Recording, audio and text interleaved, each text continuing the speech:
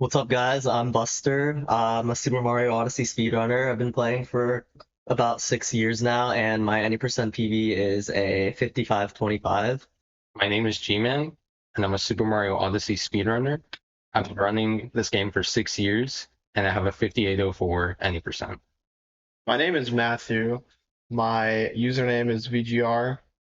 I've been running the game basically, well, I've been playing it since the start. I consider the start of my speedrunning career to be about 5.5 years ago. My PB is a 5640 on Switch 1. My name is Zypher. I've been speedrunning Super Mario Odyssey for around 7 years now, and my current PB is a 5921. My name is Noah. My tag is Autumn, and I'm a Super Mario Odyssey speedrunner, and I've been speedrunning for 4 years. Hello, I'm PotatoGodOverlord. I'm a Super Mario Odyssey speedrunner. I've been speedrunning on and off for the past 5 years. I'm Zach27. I'm a Super Mario Odyssey speedrunner. I've been speedrunning this game for a little over 7 years, and my PB is at 5848 right now.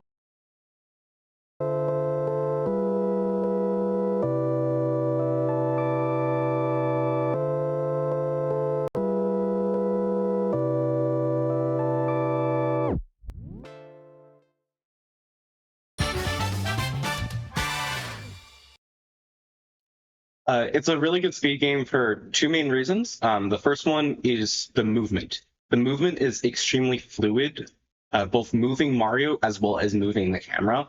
Both are very smooth. They're not very choppy, unlike past Mario games, for example. And once you get a little bit used to the different types of movement you can do, it feels extremely natural. The second thing is the amount of glitches in the game and how severe the glitches feel. The game is what I would consider, like, for the most part, no major glitches. There aren't any significant sequence breaks. There are a few spots where you can go out of bounds using various means. However, most of those out of bounds sections are not that long in terms of literal run length. So for the most part, it just looks like you're moving Mario quickly. I think what makes Odyssey such a good speed game is just like all the movement options and the community surrounding it. I mean, you got really good movement options. Obviously, the spin pound, triple jumps, Cappy is obviously a huge asset that you don't have in any other 3D Mario game. So you can just like do all sorts of extra movements that kind of are added to the game's moveset. I think it helps make the game easy to do backups with if you make a mistake, and just like more fun in general. And there's obviously a lot of categories you can do it with, so I think it's a pretty cool speed game. I think there's a lot of different options. So I think what makes Mario Odyssey a good speed game is, well, obviously I'm biased because it's one of my first speed games that I've played, but aside from that, mainly the movement. It's just very easy to move Mario in such a way that beginners can move Mario very easily. All the movement is very fluid, but also as you get better and better at the game, you can learn a lot of tech that still makes the game interesting for all levels. And then besides that, also the community has been so awesome. I've made so many great friends over the years. What makes Odyssey a great speed game is that it's really easy to like understand on a basic level, but it's also complicated enough to where you really never stop improving with it. It's also really satisfying, in my opinion. Like, you can be very aggressive with it if you know how to do it right. And another thing is, unlike a lot of other big speed games, there's many different ways that you can be good at Odyssey. You can be a speedrunner, you could focus on KFR, you can task, you can BTT grind tasks. Like, there's a million different types of great players, and that keeps the game fresh, in my opinion. So for me personally, I'd say my hardest grind in this game was for my first 56 in any percent. It was definitely my longest grind. It took probably 3 or so months, and took a lot of like dedication and consistency to be able to pull that off. So I'd say that. Up until my 57 grind, I pretty much had it really, really easy. It didn't really take me long to improve or get better, but the 57 grind took me 6 months, and then my 56 grind took me 10 months. And I think mentally, the 57 grind was a lot harder because I don't think I was really prepared for how long it would take. I'd say my hardest grind it would probably be the near 6 months that I had with 5724. I felt like kind of invincible up to that point, like I was pushing through so many minute barriers super quickly, but that PB lasted for so long and it was not even that good for me. And then amazingly in February 2024, I beat it 3 times in the span of 4 days, so that was a really incredible feeling for sure. It definitely got a lot of my confidence back, and although I didn't get 56 or a PB I was happy with for quite some time after that, it was still a really nice moment for sure. Well, that's a pretty easy answer for me. The hardest grind I've ever had was easily my sub-hour grind. The hardest part about it was just getting myself to continue. And I took so many long breaks, and that really affected my mindset, and also just added so much rust to every time I came back. And that's why it really became so hard for me. So I think obviously as you get better and better at the game, each minute barrier grind kind of gets harder than the last. But the one I remember most vividly was actually after my first 100. I got a 1048 as my first 100. And after that, it took me a very long time to just even get another PB, let alone sub-hour. The reason for that was because I actually got 2 1048s after the first one, and I remember both of those were just extremely soul crushing. I thought that I would just never get another PB again. In fact, that was actually the moment that I resorted to switching from physical to digital. And shortly after that, I was actually able to get a PB. I think it was a 1024. But yeah, that one I just remember very vividly because it was, I think it lasted like several months, and I just thought that I wasn't gonna get a PB ever again. It sounds kind of funny looking back at it. The hardest grind I've had in Odyssey is probably my any percent grind, which is kind of ongoing. It took me way too long to get 58 after I started. I started in about February 2025, and took me about 4 months and 51 seconds from the Switch to time save in order to achieve 58.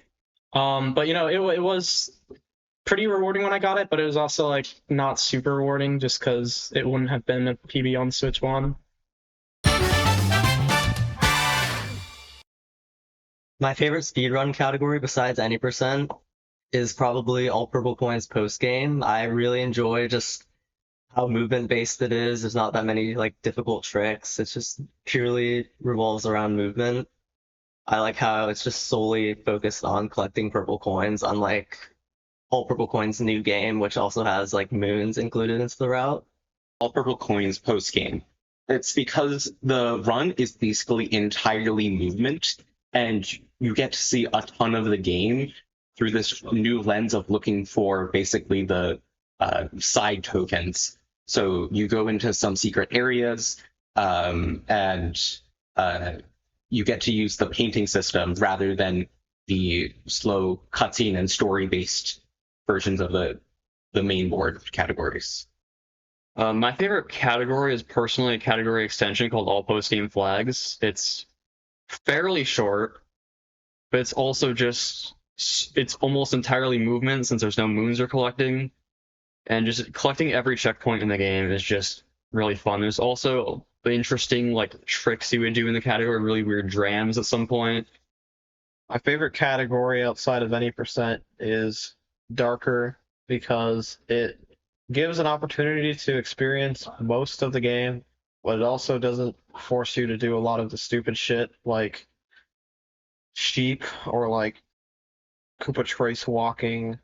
having to do millions of jumps and cap throws for Toadette, all that. So it's kind of like if 100% / all moons was not kind of dumb. So I would say my favorite category is Dark Side, not any percent, because I think it's a really cool blend of both any percent and Darker, which are probably the two most well-liked categories.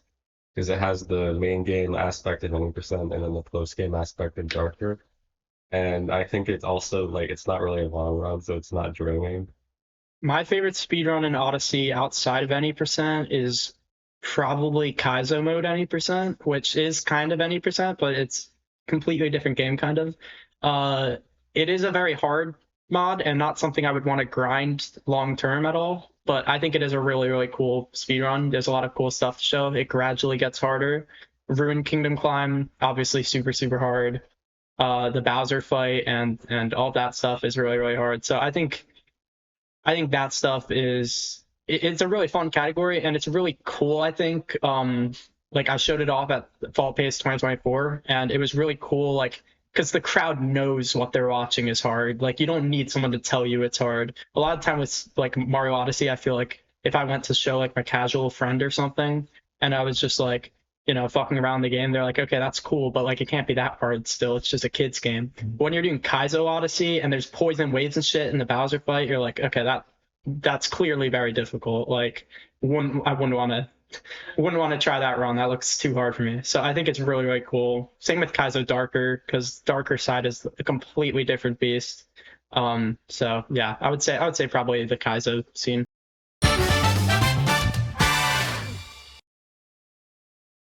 So I think in terms of nerves, it's pretty hard to control, and I don't really think anybody can actually control nerves. I think it's mostly just how you deal with the nerves. I think if you can learn to, practice doing runs with nerves, I think that's a good way to sort of get a feel for having a run on pace with nerves and doing everything successfully. In terms of mindset, that's also another thing that like most people struggle with, but I think that's a little more controllable than nerves. A lot of people, typically have this mindset of just not resetting or just resetting constantly in like the first half of the game until they get an exit that they want. And because of that, they don't prioritize the later parts of the game.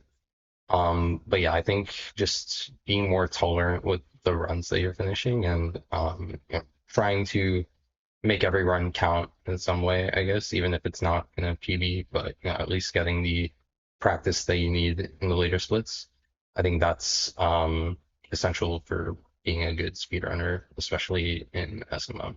So personally for me, I've never really been someone who gets like that nervous over runs. I used to a while ago, but I feel like over time, like as you get more consistent, then you get, you're usually less nervous because you're used to getting like late game more. So I had really bad nerve issues all the way up until my 58, but during my 58, I think I'm not even exaggerating, I killed 50 runs past Seaside, and I kind of just got accustomed to being on pace, and that really helped me kind of calm down. I think the best thing to do when you're nervous in a speedrun to try to prevent yourself from snowballing after you make a mistake or just completely killing the run is to try to focus on what you're actually doing instead of focusing on like, if I get this time, what am I going to do? How am I going to feel? Whatever. When you stop thinking about what you're actually doing, it makes it a lot harder for you to actually do what you need to do. So just focus on, take each section one piece at a time, like never lose focus of what you're actually doing. For me, I'm probably one of the worst people at controlling my nerves and mindset during speedruns. I don't have the best mindset, and I'm fully aware of that. I think I know what goes into a good mindset. I think I have a lot of potential, which a lot of people might say. I think I have a lot of potential, but I just don't think I kind of don't think it's like gonna go anywhere ever. I don't know. As for like nerves in general, like during a run, it's hard. Some days I'll be like nervous exiting Wooded Kingdom and I'm just like, what am I doing? And then some days, like, obviously, some days I'll just not have any nerves at all for some reason, and it's really weird.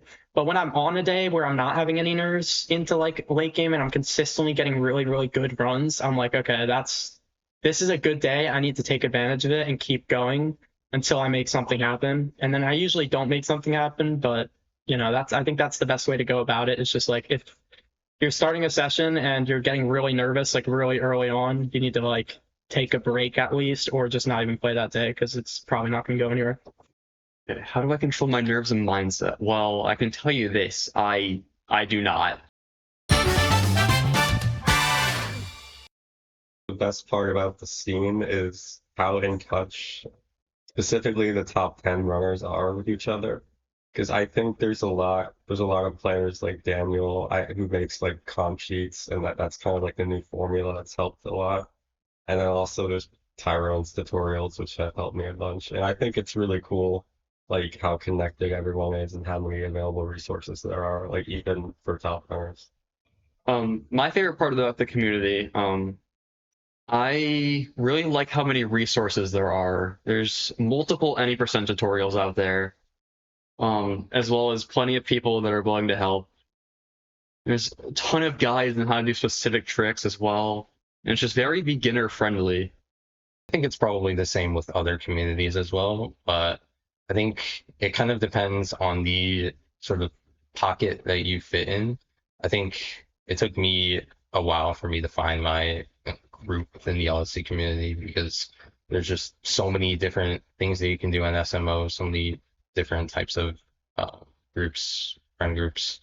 But I think once you find the right one, I think that's what makes it special. And when you're just sort of able to connect with everybody, whether it's people of your same skill level, I mean, it doesn't have to be the same skill level. You could do completely different things in the game, but when you find something that clicks, I think that's just what makes the community super special, in my opinion. I think what makes the Odyssey community the most special is how wholesome everyone is, especially in Twitch chats. There's so many people that are very supportive to me and have supported me for many years, and it really helps.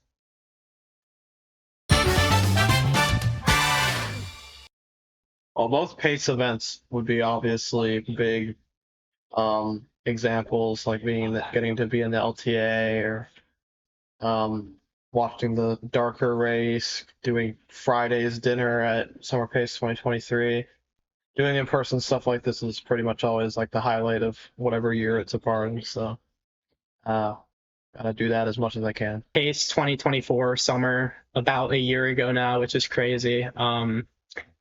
My Darker Side showcase run, probably the highlight of the event for me. I was on stage, had a huge crowd of people slowly form over throughout the course of the run pretty quickly. I got DSS first thing, then I got Pipes Clip later on. My friend Autumn offered me $20 to go for Spin Throw U Skip in Darker Side, which then I went for, and it was the most electric feeling I've ever had. I mean, I've talked about this in other SpeedTalk episodes, but just hearing everyone screaming like at the top of their lungs when I do such a simple trick, but right at the end of the run, it was so rewarding.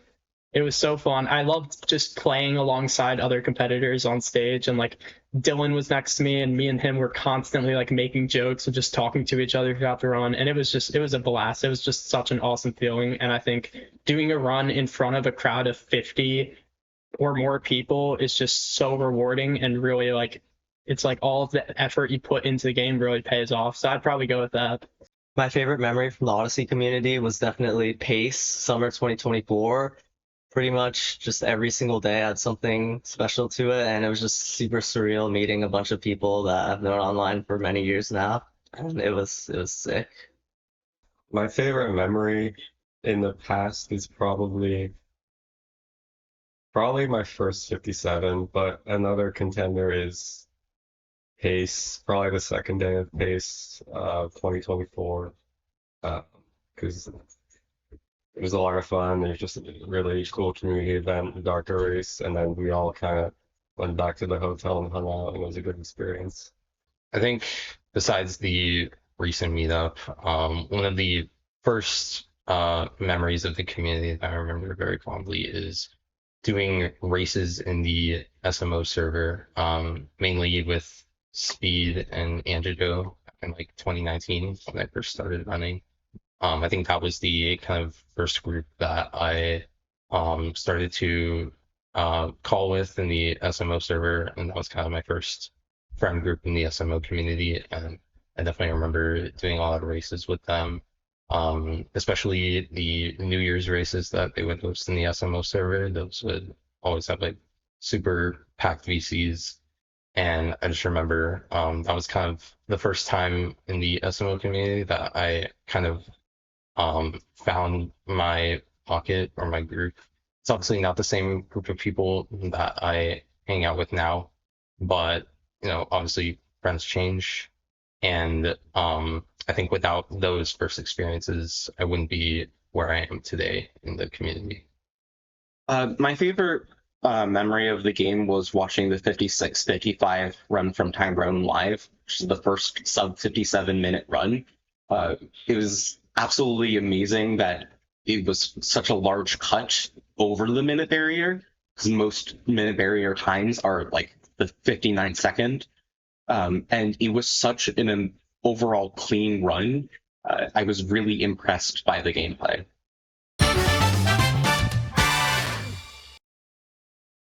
My advice to aspiring Odyssey streamers and speedrunners, well, I guess it's different. If you're focusing more on streaming, probably don't do any percent. Do stuff that's unique that not as many people done. Obviously, this game's pretty old, so there's not too many original concepts, but just do something unique and interesting, and I think the viewers will come from that.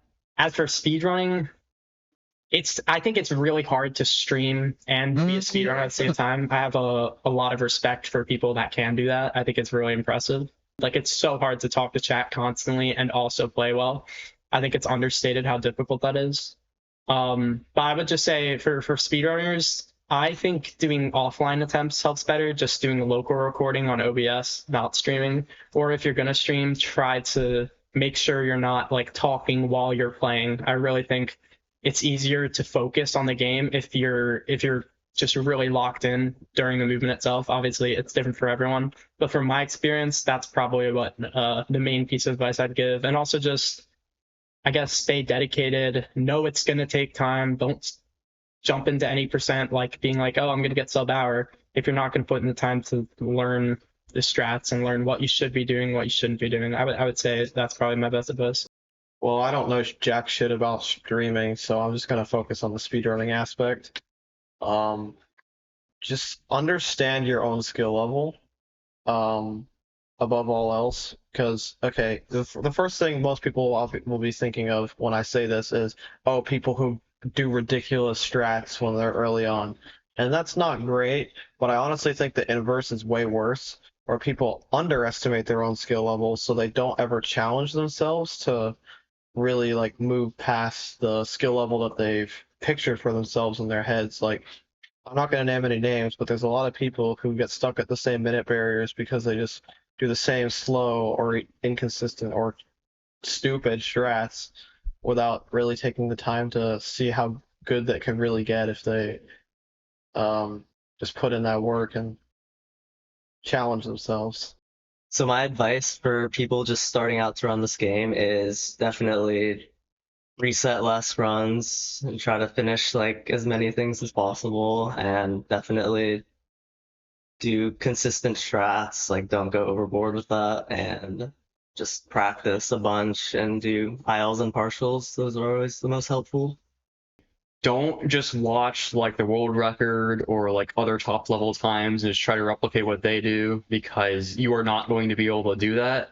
Just start out with the Tomshi guides. Those are very nice and simple. They don't do any tech that's hard in any way, like spin pounds or roll cancels for the most part. Because you can get really good times with doing just the beginner route and the beginner strats. So one piece of advice I could probably give, it sounds kind of obvious, but just don't get addicted. I'm not saying don't run the game, but I'm saying manage your time wisely. And if you're frustrated, I can guarantee that session will go nowhere. So it's good to take breaks, focus on what's really important, and just, I guess, try to have fun. So first of all, I think it's awesome that people are still discovering Super Mario Odyssey speedrunning, and some people are still aspiring to be great Super Mario Odyssey speedrunners. One piece of advice that I would give is kind of the same as other speed games, but I guess just to not get discouraged too early. I think a trap that a lot of people, including myself, have fallen into with some other games is that sometimes the learning curve can be pretty steep. Sometimes people will attempt strats that are strategies that are just not in their skill level, or I guess they just sometimes it's just a matter of not putting enough time into the foundational game mechanics. But I think if you do really want to get good in speedrunning, then I think it's just a matter of putting in the time and just not getting too discouraged early on. I think once you do that, you can build a momentum that'll help you on later as you get better at the game. Prioritize enjoying the game. Whether that doesn't even mean like actually speedrunning, whether it's like doing Koopa free running, more casual play, whatever. The whole point is to have fun with the game and get used to the movement. Movement is by far the most important piece to the game. The common quote is movement saves minutes while tricks save seconds. So besides the like 2 tricks in, like Mooncave Skip and maybe Dino Skip, I don't know, they really save less than 5 seconds each. You need to know what you're trying to achieve in the game. Are you just trying to become to what you see as a speedrunner, or are you trying to get like a top time? Because it depends, depending on how serious you treat it and how you want to treat it. If those don't align, you're probably not going to have as much fun as you want to have with the game, and it's probably not going to be effective at improving your time. If you want to get a top time, you need to really focus on practicing. What you want to do is take every single section of the game, like break it down moon to cutscene, to loading zone, whatever, and you want to plan out what movement you're going to do in that section. This will not only help you to improve your consistency, because if you have something to practice every single time, it's going to be better every single time than just improvising on the spot. But also, when you take it piece by piece, you can analyze your movement that you're doing in each section. You can identify what you're consistent at, what is fast, what might be slower but a better option for you in the moment. You can create backups and plan those backups and get consistent at the backups, so you aren't improvising on the spot even when something goes wrong. And while this is a ton more to memorize, that is why this is a sort of approach that you have to take if you want to get a top time. Most people don't reach this point when they're just starting out. Usually they come to this realization in the mid 10x range. But once they do, they'll notice that their times start dropping very quickly. Well, this whole Switch 2 situation has kind of threw me for a loop for sure. I definitely do want to get one, but for example, I was going to go for Sub 3 Darker this summer, but then when this whole Switch 2 situation happened, I was like, why bother? Well, because it's going to be way, way easier on Switch 2, and so that would kind of takes a lot of the emphasis out of the achievement, in my opinion. So I want to get a Switch 2. I want to get, and basically what I want to do is get new and improved times in each of the 4 short main board categories on Switch 2.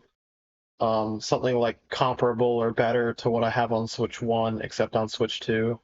And definitely want to try for sub 8 all moons, maybe push it a little bit further if I'm having enough fun with it. But beyond that, I don't really know, because I feel like I've already done a lot, so we'll see where I go from here. But yeah. I'm very hesitant on what's next in my Odyssey journey. I've thought multiple times that I wanted to pursue a Switch 256, so I thought that would be a good place to stop. But honestly, there's just a lot of things that scare me. I just feel like Switch 2 is a possibility that's just never like the competitive version to play. Well, I just got back into speedrunning recently, and I am having fun. The part to me is that I'm not forcing myself to grind, which is that what was really mentally taxing to me. I'm just playing as much for fun, but also trying to improve a little bit as I can. I'm hoping to play a lot more categories than I have in the past. I have fun with all the different categories.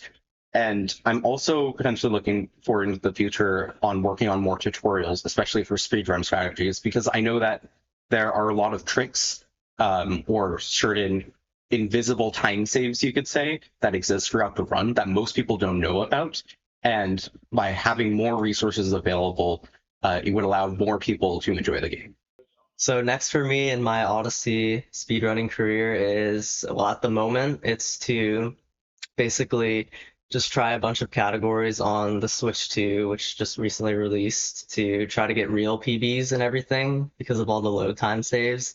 And then far down the road, probably just a lot of KFR and I guess still speedrunning as usual, but I want to do more KFR. So after my 56, I kind of took multiple. I took a break from the game, and then I went on 2 trips, one including this Boston trip. And I honestly, I don't really see any big major goals up for Odyssey. I'm kind of just trying to distance myself from it because of the difficulty of my 56 grind. And also, I've been playing a lot more Celeste recently, which is another speed game I'm interested in. So yeah. Honestly, I haven't taken Odyssey speedrunning very seriously for the past few months. And frankly, I don't see myself taking it seriously over at least the next few months in the near future. I guess one reason for that is because of burnout. When you play the same game pretty much for 6 years with very little break, it does kind of take a toll on you. And sometimes I just want to explore other games or sometimes just take a break from speedrunning. But I think when I do come back to the game, I want to obviously go back to any percent. I'm very close to 57 and any percent, especially with the Switch 2, the recent release of Switch 2.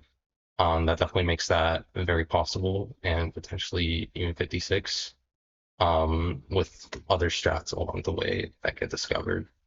Yeah, that's pretty much my plan. I think the next step in my journey with Odyssey is just I'm going to take a short break from any percent, and then I really think I'm going to go back to 80% because in my PB, which is 58:48, it's up on my channel, I lose like 30 seconds in Moon Kingdom to really stupid mistakes.